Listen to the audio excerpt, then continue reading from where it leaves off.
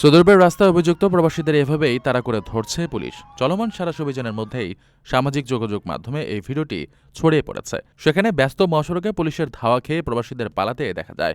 ভিডিওতে দেখা গেছে গ্রেফতার এড়াতে কয়েকজন প্রবাসী জীবনের ঝুঁকি নিয়ে মহাসড়কে ডিভাইডার টপকে পালাচ্ছেন, আর আইনশৃঙ্খলা বাহিনীর সদস্যরাও তাদের পিছু নিয়ে ছুটছেন।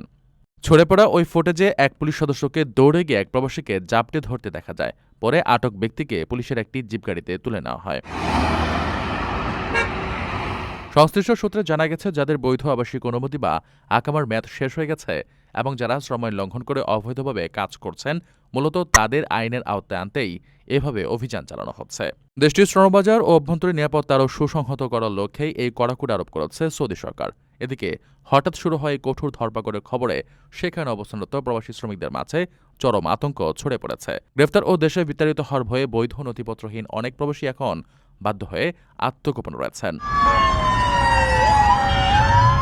আপনার স্বপ্নগুলো আকাশ ছুবে প্রবাসীর হেলিকপ্টারের মাধ্যমে। বিয়ে, জন্মদিন অথবা যে কোনো বিশেষ প্রয়োজনে হেলিকপ্টার ভাড়া করতে যোগাযোগ করুন স্ক্রিনে দেয়া নাম্বারে। প্রবাসীর হেলিকপ্টার, নিরাপদ ও সাশ্রয়ী বাহনের বিশ্বস্ত নাম।